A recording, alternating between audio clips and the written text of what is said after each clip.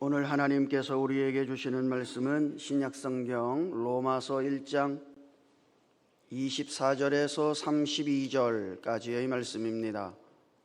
로마서 1장 24절에서 32절까지의 말씀은 신약성경 240면에 있습니다.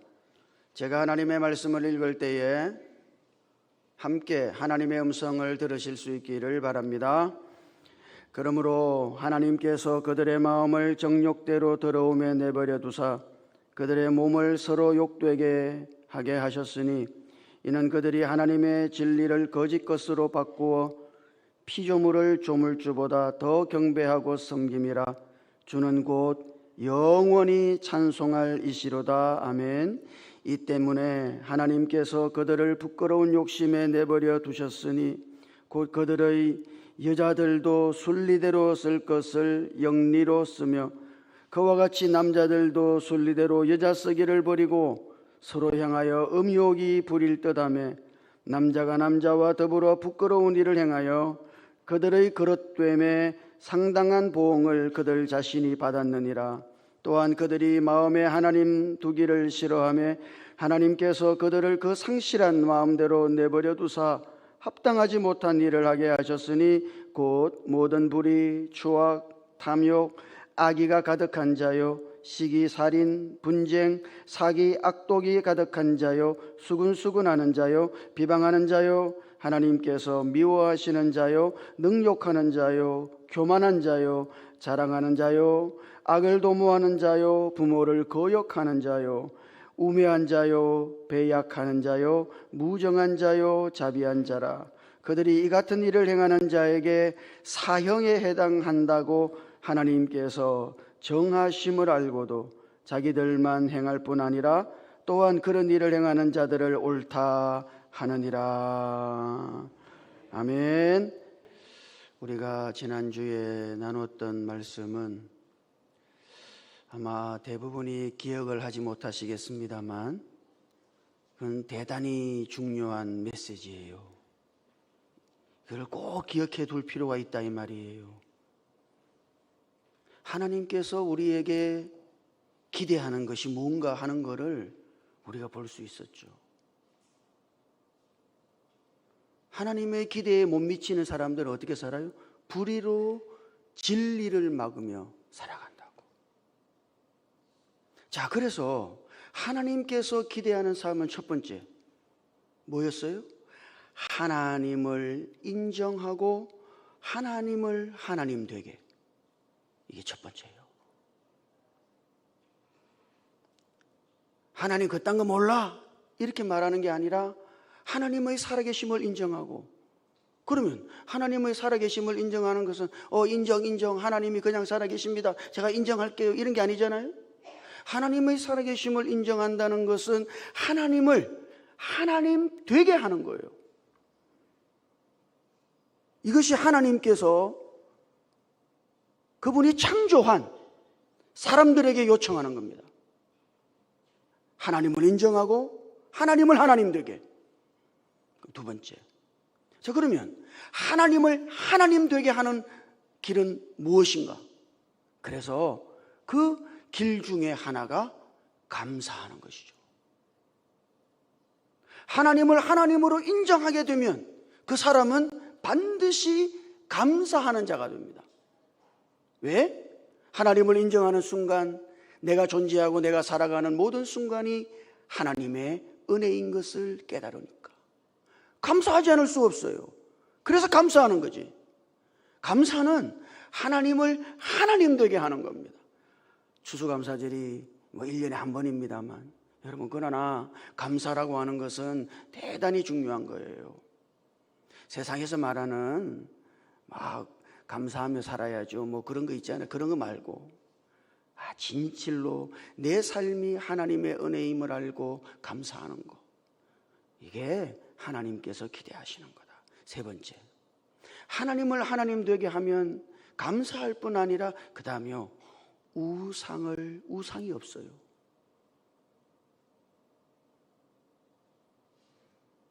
다른 말로 하면 하나님이 전부지. 하나님이 모든 것이에요. 그분 이외에는 없어. 그분이 나의 모든 것이 되는 거예요. 여러분, 이 세 가지가 하나님께서 그분이 창조하신 사람들에게 기대하시는 겁니다. 이걸 꼭 기억해 두세요. 내가 다음에 한번 물어볼 겁니다. 길 가다가 하나님이 우리에게 기대하는 세 가지가 뭐예요? 그럼 꼭 물어볼 거예요. 대답 못하면은 알아서 하이소. 김익두 목사님의 일화 중에 이런 일화가 있잖아요.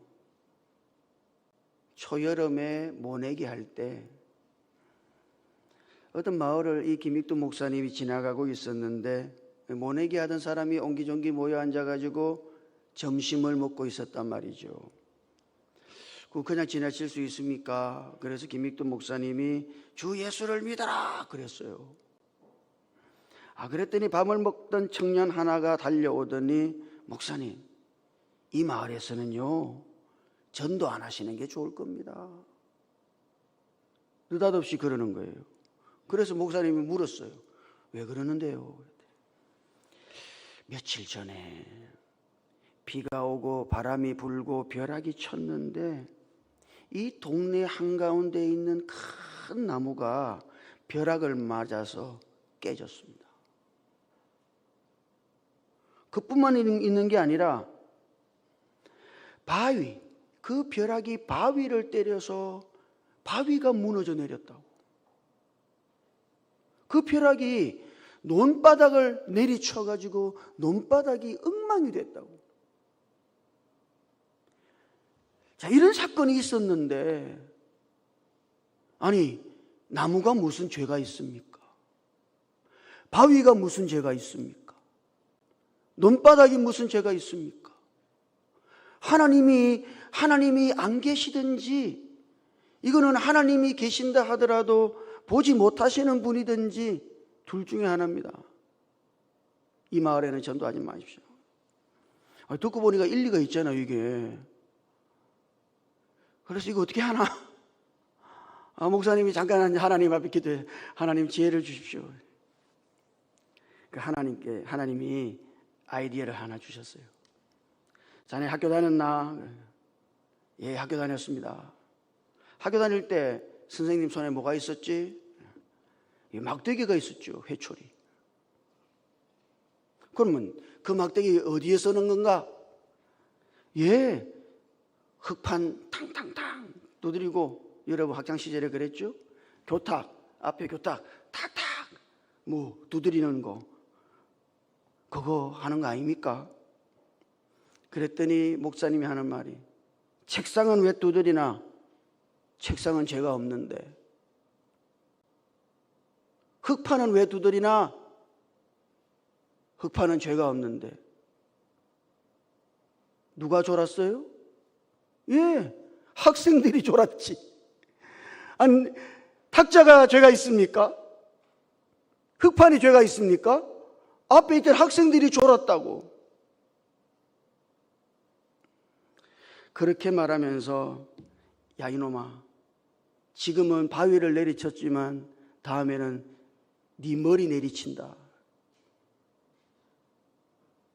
그랬더니 이 청년이 회개를 하고 그 청년을 중심으로 그 마을에 교회가 생기고 했다는 그런 이야기가 있어요. 여러분이 하나님의 심판을 인식한다는 거, 이것은 대단히 중요한 거예요. 심판이 없는 줄 알아요. 왜? 하나님의 심판이라고 하는 것이 지연되니까. 그러니까 대부분의 사람들은 하나님의 심판이 없는 줄 알아요. 번개가 내리칠 때도 그래, 그 번개를 보고 내가 하나님 앞에 엎드릴 줄 알고. 여러분, 그게 하나님의 은혜 아닙니까? 하나님의 심판을 할 때 우리는 꼭 두 가지 기억해야 돼요. 두 가지를 기억해야 돼요. 첫 번째는 심판의 양상이 다르다는 겁니다. 우리가 죄를 지었을 때 당장 벼락을 내리친다든지 그러면 와우, 그럼 땡큐죠. 땡큐. 예? 내가 잘못했는데 하나님 벼락을 내리쳤어. 그 벼락을 보고 내가 깜짝 회개했다. 아니면은 병에 걸린다든지 내가 잘못한 걸 알아. 그 내가 병에 걸렸어요. 그죠? 그러면 그것이 하나님의 징계일 수 있잖아요. 근데 여러분, 심판이 그런 것만 있는 게 아니에요. 병들었던 사람이 건강해지는 것도 일종의 심판일 수 있습니다. 장사가 너무 안 되는데 어느 날 장사가 너무 잘 돼. 그것도 일종의 심판일 수 있어요. 여러분, 왜 그럴까요? 오히려 그것 때문에, 그것으로 인해서 망하기 때문이죠. 인생이. 그런 거 아닙니까? 제가 성경을 읽으면서 가장 안타까운 사건 중에 하나가 히스기야의 사건이죠. 히스기야가 아팠잖아요.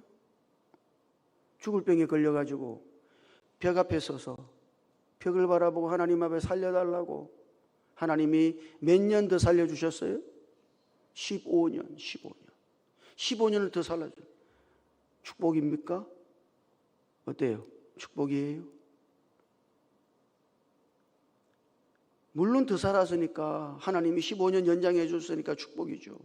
그러나 히스기야가 15년 더 살면서 아들을 낳았거든. 그 아들이 므낫세예요. 유다의 왕 중에 가장 악한 왕. 잘 산 걸까요?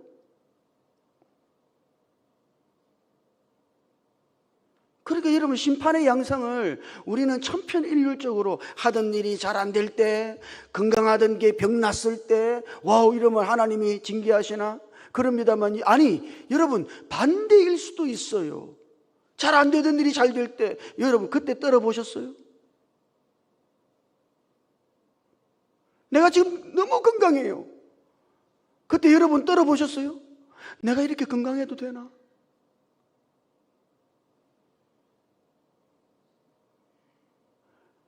그래, 진짜 신앙인은 잘 될 때 떠는 사람이에요. 그래서 하나님 앞에 그때 엎드리고 나를 긍휼히 여겨달라고, 내가 바르게 걸어갈 수 있도록 하나님 나를 도와달라고, 그러고 살아야 되는 거예요. 심판의 양상은 대단히 여러 가지입니다. 일률적인 게 아니에요. 안 되는 것만 심판이 아니에요. 잘 되는 것도 심판이에요. 그래서 오늘 말씀을 읽어보면 24절, 26절, 28절에서 공이 내버려 두었다는 말씀하시죠. 내버려 뒀어. 여러분, 이거는 죄인들의 입장에서 보면 형통입니다. 형통. 그렇지 않아요? 자기 마음대로 되는 거죠. 지금 자기 계획한 대로 지금 되는 거예요. 자기 뜻대로 지금 돼가고 있는 거예요. 잘 되는 겁니까? 예, 잘 되는 거예요. 형통이죠. 형통. 내버려 뒀으니까. 그러나 그것이 바로 가장 무서운 형벌이다. 여러분, 이걸 기억하셔야 돼요. 자, 그러니까 우리가 자꾸 이런 심판의 양상이 다양한 것을 모르기 때문에 어떨 때는 그런 거예요. 저 사람은 진짜 나쁜 놈인데 돈은 겁나게 잘 벌어. 그런 인간이 있죠. 근데 이 사람은 너무 예수도 잘 믿고 살아가는 것도 그렇게 살 수가 없어. 그런데 이 양반은요, 지질이 가난해요. 어떻게 생각합니까?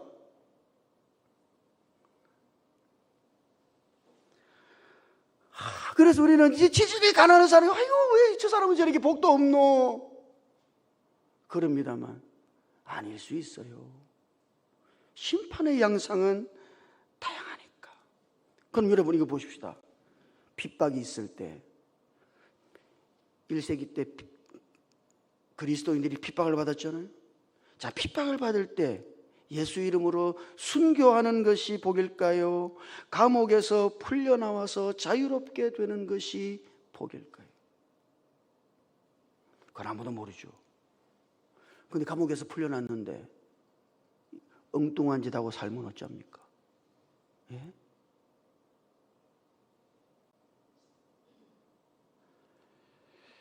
자, 그러니까 누구도 우리가 생각하는 어떤 복과 저주를 가지고 그 좁은 생각으로 하나님의 심판을 판단해서는 안 된다고요. 심판은 여러 가지가 있는 거예요.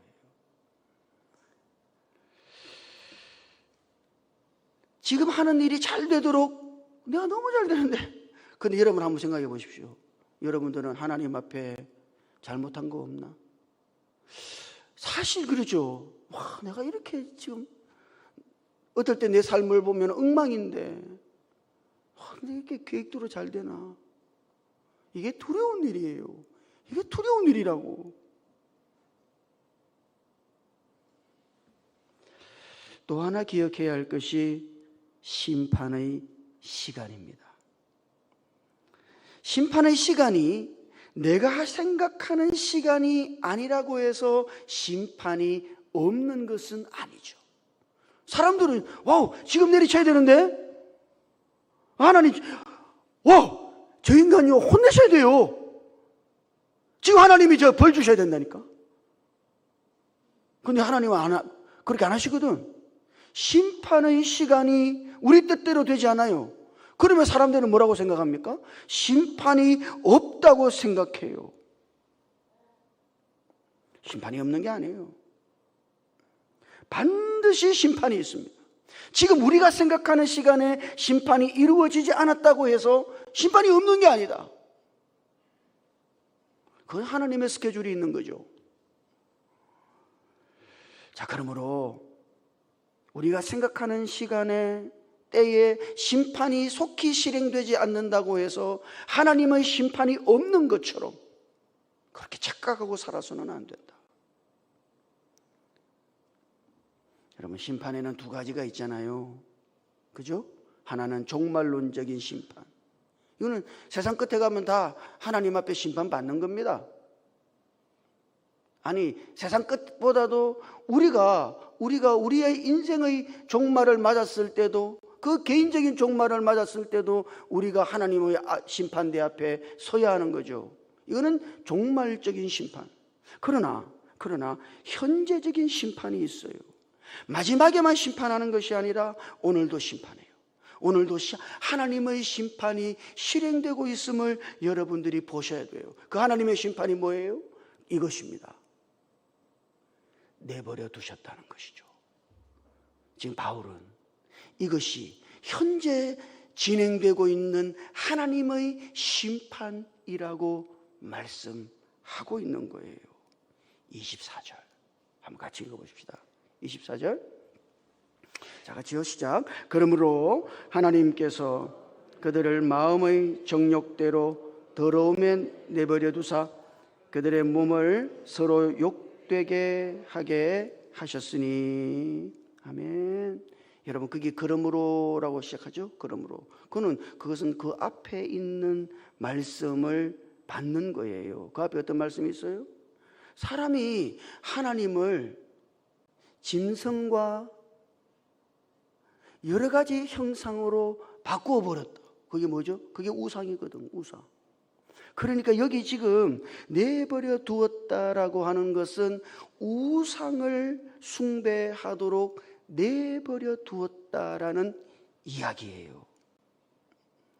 여러분, 24절을 주의 깊게 읽어보면 거기 사람들이 우상을 숭배하는 이유, 거기 이렇게 되어 있죠.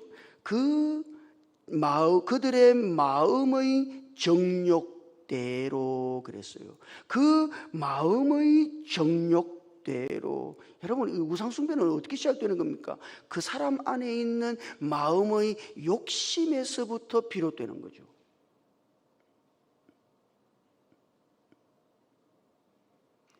많이 가지고 싶어요. 그런데 많이 가질 능력은 잘 안 돼요. 그러면 많이 줄 존재를 찾으면 될 거 아닙니까? 그게 우상이잖아요. 시험은 합격해야겠어요. 합격할 실력은 또 안 되네. 그럼 어디로 가야 돼요? 예, 대구의 갓바위. 합격시켜줄 분을 찾아가야지. 그렇지 않습니까? 그 우상숭배라는 게 다른 게 아니에요. 그 사람의 욕심인 거예요. 욕심. 욕심이 우상숭배가 되는 겁니다. 정욕은 우상숭배인 것이죠. 그래서 우상숭배의 출발이 어디에 있어요? 아이고, 자기 마음의 욕심 때문이야.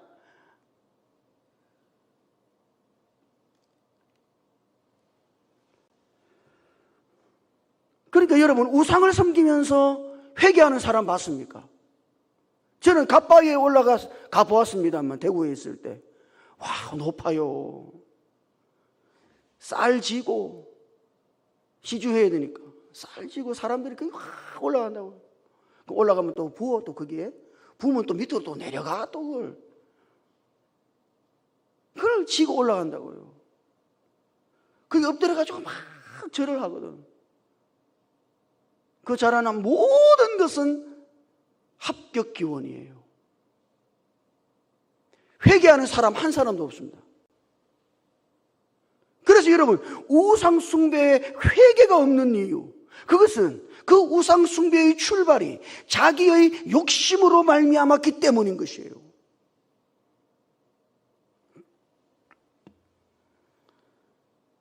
점집에 갔어요.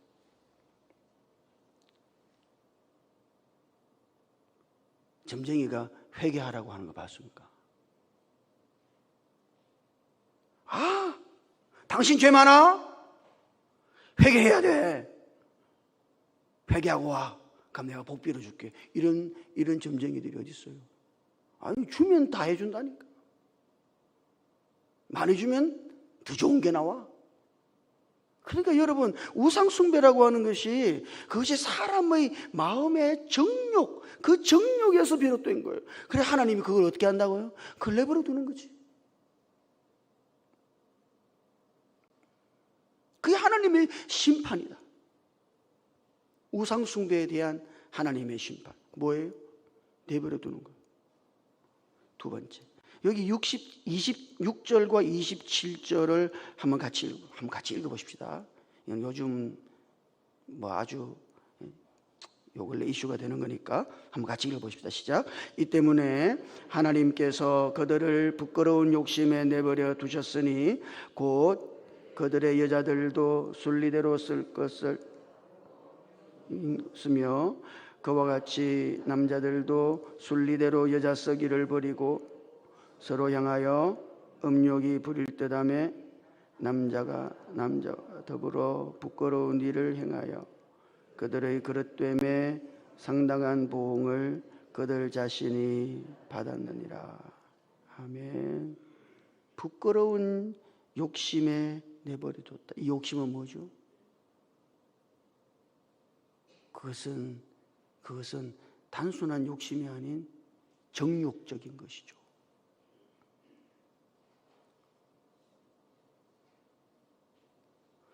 사람들이 이 정욕의 노예가 됐다. 이게 부끄러운 거예요. 그런데 하나님은 그걸 그대로 내버려 두신다고. 여러분, 그게 심판이라니까. 심판이 지금 행해지고 있는 거예요. 하나님이 그걸 내버려 뒀다. 여러분, 바울이 이 편지를 기록할 당시에요, 로마의 황제는 그야말로 신입니다. 신이요. 황제는 신과 같은 존재예요. 그러니까 로마에서는 황제 숭배가 신앙입니다. 그게 신앙과 같은 거예요. 자, 그래서 로마 황제들 자신들도 자기 자신을 신이라고 생각해. 자기의 정체성을 신이라고 생각한다니까요. 그러니까 못할 게 없지. 신이니까. 자기가 신인데요. 못할 게 없어요. 그럼 어떻게 해요? 예, 수많은 여자들을 거느리는 거죠. 못할 게 없으니까. 수많은 여자들을 거느리는데 그것도 별로 재미가 없어. 그러면 어떻게 해요? 예. 그래서 남자들을 거느리기 시작하는 거예요. 이 정욕이 끝이 없는 거죠. 그래서 로마 황제 15명 가운데 말이죠, 14명이 동성애자입니다. 미친 거예요. 물론 동성애가 어떤 병적인 원인에 의해서 생겼다, 그래 생각할 수도 있어요. 저는 의학적인 거는 잘 모르겠습니다만 성경적인 것은 그것이 바로 하나님의 심판의 일종이다.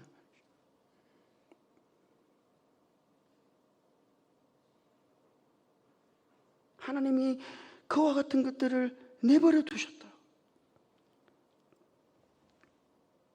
여러분, 옛날에 우리가 잘 아는 테스형 있잖아요. 소크라테스라든지 플라톤이라든지 유명한 철학자들 아닙니까? 이 유명한 철학자들이요, 알고 보면은 그들이 철학적인 명분을 가지고 그 사람들도 동성애를 행하는 사람들이었어요. 동성애를 행할 때 명분이 있어야 될 거 아닙니까? 내가 좋아서요 이러면 철학자가 아니지. 예? 이건 어떤 철학적인 이유를 만들어 놓고 그리고 동성애를 하는 거죠. 이거는 하나님 앞에 심각한 범죄다. 그건 부끄러운 일이다.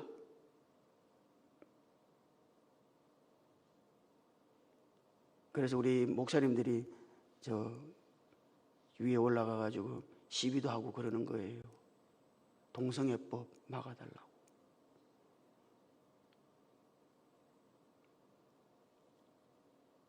하나님이 이런 부끄러운 욕심에 내버려 두시는 거, 이게 하나님의 심판. 세 번째는요, 28절에 있습니다. 28절을 읽어보면 한번 같이 읽어보죠. 시작. 또한 그들이 마음에 하나님 두기를 싫어하며 하나님께서 그들을 그 상실한 마음대로 내버려 두사 합당하지 못한 일을 하게 하셨으니, 합당하지 못한 일을 하게 하셨다. 그들이 하나님을 인정하지 않고 하나님을 마음에 두기에 싫어하니 그들의 삶은 어떻게 됐어요? 그들의 삶은 결국 부도덕한 삶이 되는 거죠. 여러분, 하나님 버리면 어떻게 돼요? 부도덕한 삶으로 가는 거예요. 그래서 불의와 추악과 탐욕과 악의와 시기와 살인과 분쟁과 사기와 악독과 수근수근하나, 이런 모든 부도덕이 어디서 와요? 그 마음에 하나님을 두기를 싫어하기 때문에, 하나님을 하나님으로 인정하지 않고 하나님을 하나님 되게 하지 않고 하나님이 없는 것처럼 살아가기 때문에, 사실 말이죠, 하나님이 간섭하면 거추장스러워요. 걸리는 게 많아요. 그러니까 하나님을 제쳐두는 거죠. 하나님을 잊어버리고 살아요. 하나님은 잠시 가만히 계시라고, 내 맘대로 해야 되니까. 그리고 결국은 부도덕한 일들을 행하며 산다. 하나님이 그런 것들을 가만히 두시면 안 되는데 심판하신다고. 어떻게 해요? 내버려 두심으로써. 여러분, 이것이 하나님의 가장 큰 심판이라는 것을 기억하십시오. 하나님의 심판이 행해지지 않고 있는 게 아니에요. 어쩌면 가장 무서운 심판이 지금 이 세상에 임하고 있는 줄도 모르겠습니다. 하나님이 내버려 두셨다는 것. 그러나 오늘 우리는 어떠세요? 하나님을 싫어하는 부패한 마음, 하나님을 인정하지 않는 부패한 마음을 오늘 우리가 예수 그리스도를 믿고 그분을 우리의 주님으로 영접함으로써 우리를 새로운 사람으로 바꿔주셨지. 우리 안에는 누가 있어요? 하나님이 계셔요. 우리는 매일 어떻게 살아요? 예수 그리스도를 주님으로 인정하고 그분을 높이고 살아요. 하나님의 은혜인 겁니다. 예수 믿자마자 우리의 모든 죄를 용서해 주시고 덮어주셨다. 내버려 두신 게 아니에요. 우리를 덮어두셨어요. 여전히 예수 믿는 우리 안에 악이 있습니다만, 그럼에도 불구하고 하나님은 대로 우리를 내버려 두지 않는다고. 그죠? 성령께서, 우리 안에 있는 성령께서 우리의 길을 막으시든지, 우리 안에 있는 성령께서 우리가 악을 범하지 않도록 우리를 붙드시든지, 하나님이 지금 우리 안에는 그렇게 역사하고 계신 거예요. 그러나 여러분, 하나님의 가장 잔혹한 심판은 그냥 내버려 두는 것이라는 사실을 꼭 기억하십시오. 사랑하는 성도 여러분, 하나님이 없는 자가 아니라 하나님을 하나님으로 인정하고 그 하나님을 모시고 그리스도와 함께 매일 그분과 동행하며 걸어가시기를 주님 이름으로 축복합니다. 기도하십시다. 주님, 우리도 전에는 하나님을 싫어하는, 하나님을 마음에 두기 싫어하는 부패한 마음을 가진 사람들이었습니다만, 하나님이 우리를 긍휼히 여기셔서 우리가 예수 그리스도를 믿고 예수님을 우리 안에 우리의 주님으로 영접하고 모시고 살게 해 주심을 감사드립니다. 매일 우리 안에 살아계신 예수 그리스도의 주되심을 우리의 삶으로 선포하며 예수 그리스도와 함께 매일의 삶을 동행하며 걸어가게 해 주시옵소서. 우리 주님 예수님 이름으로 기도드립니다. 아멘.